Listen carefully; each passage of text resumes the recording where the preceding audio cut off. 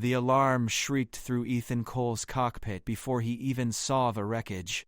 His salvage scanner had picked up something massive drifting in neutral space, spinning slowly against the void. No distress beacon, no life signs, just cold metal and silence. Ethan brought his ship closer, squinting at the hull. Sirathi design, unmistakable. The warship was shredded, scorched by plasma fire, venting atmosphere from a dozen breaches. He should have turned around.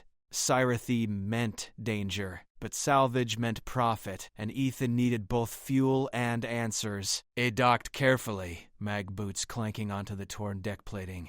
Emergency lights flickered weakly. The air tasted like copper and smoke. He moved through the corridor, scanning for anything valuable, until he found the throne room. And her. She was slumped against the central dais, violet blood pooling beneath her. Her armor was cracked, her breathing shallow. Forearms hung limp at her sides. Her eyes, 6 of them arranged across a regal face, flickered open as Ethan approached. Queen Vara. He recognized her from intelligence briefings, ruler of the Sarathi Empire, and she was dying. Human, she whispered, her voice rasping through a translator embedded in her throat. Just let me die.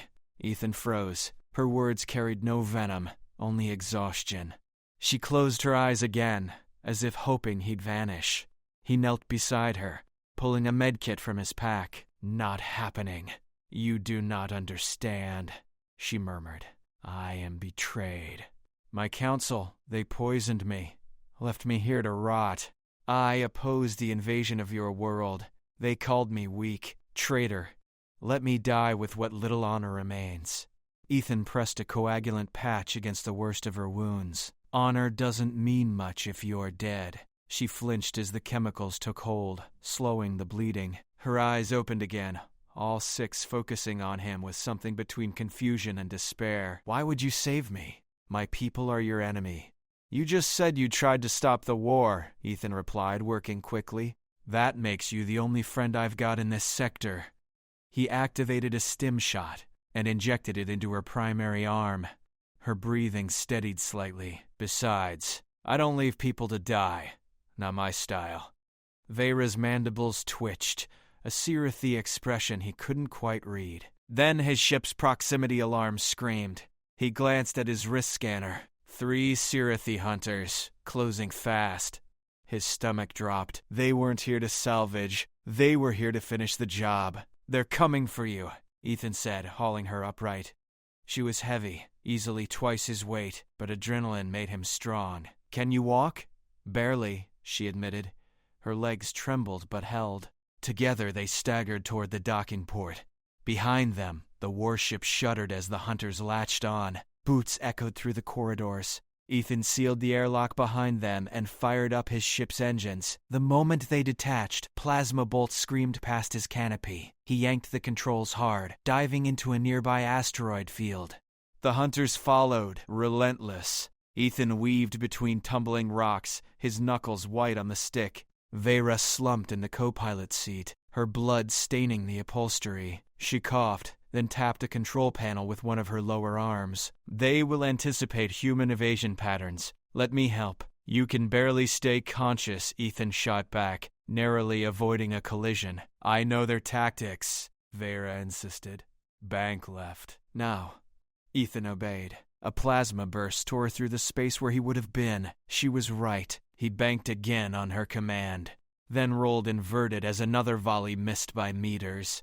The hunters were skilled, but Vara knew them better.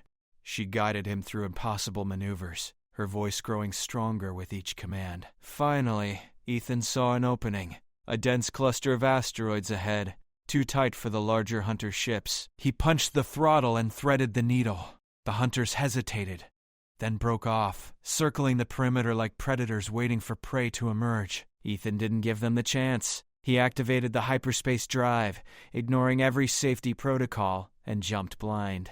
The stars stretched into lines, then snapped back into focus. They were alone. For now. Vara slumped back, exhausted. You are insane. Gets the job done, Ethan muttered, checking their position. They were deep in uncharted space, But his navcomp showed a faint signal, a human outpost, hidden and off the grid. He set course and glanced at Vara. "You said your council betrayed you. Why?" She was silent for a long moment. Then she spoke, her voice heavy with grief. "I refuse to authorize the invasion of Earth. I studied your species. You are resilient, creative, dangerous when cornered. A war with humanity would cost us millions of lives, perhaps billions. I proposed a treaty instead. My council called me a coward. They staged a vote, stripped my authority, and poisoned me during the ceremony. They left me aboard that ship as a message to any who would defy them." Ethan's jaw tightened. "So they're starting a war you tried to prevent?" "Yes, and without me there is no one to stop them. I am the last of the royal bloodline. The council has no legitimate claim to rule, but they do not care. They will take your world, then turn on each other for the spoils." Ethan thought fast. If she was the rightful ruler, her survival changed everything. But only if her people knew she was alive. "We need to get you in front of a camera. Broadcast the truth." Vara shook her head weakly. "They control all communication channels. No one would see it. Then we'll make them see it," Ethan said. The outpost appeared on his scanners, a small cluster of habitats clinging to a barren moon. He landed hard, ignoring the docking protocols, and dragged Vara inside. The station was mostly automated, staffed by a handful of engineers, who stared in shock as Ethan hauled an alien queen through the airlock. "Get me a long-range transmitter," Ethan barked. "Now." One of the engineers, a woman named Kira, snapped into action. "What's going on?" "She's stopping a war," Ethan replied, setting Vara down in front of the communication terminal. "We just need to keep her alive long enough to do it." Kira's eyes widened, but she didn't argue. She powered up the transmitter, routing it through a network of relay satellites. Vara's hands trembled as she accessed the controls, configuring the broadcast for maximum reach. Then the alarms blared again. The hunters had found them. "They're breaching the outer airlock," Kira shouted, pulling a rifle from a wall mount. Ethan grabbed another and positioned himself at the corridor entrance. Vara worked frantically, her fingers flying across the interface. The first hunter smashed through the door, plasma weapon raised. Ethan fired, the recoil jarring his shoulder. The hunter staggered but didn't fall. Its armor was too thick. Kira flanked it, targeting the joints, and together they brought it down. Two more poured in behind it. "Vara, how long?" Ethan yelled, firing blindly. 30 seconds, she called back, her voice steady despite the chaos.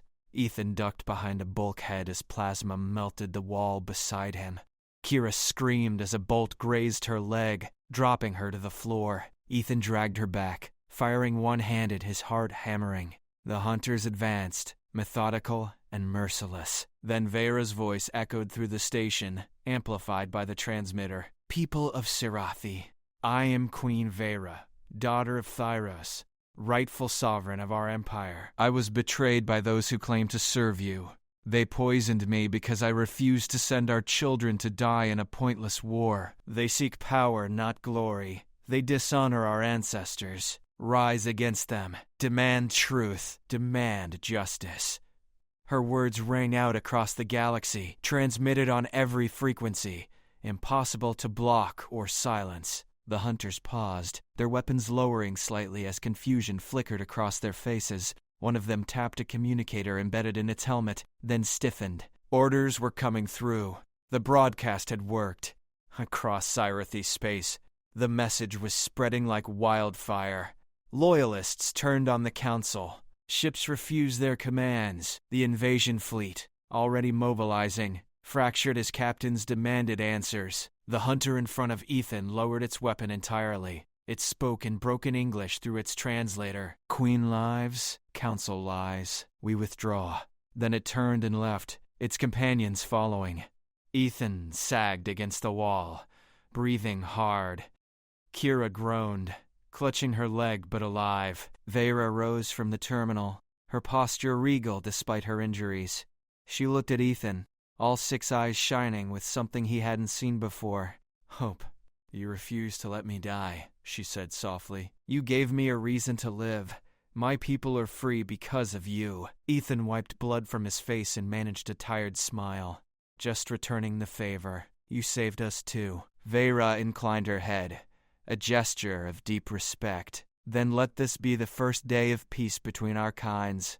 I will rebuild my empire, not as conquerors, but as allies. You have my word, Ethan Cole." He extended his hand. She took it with one of her own, her grip firm and warm. Outside, the stars burned bright, and for the first time in years, the galaxy felt a little less hostile.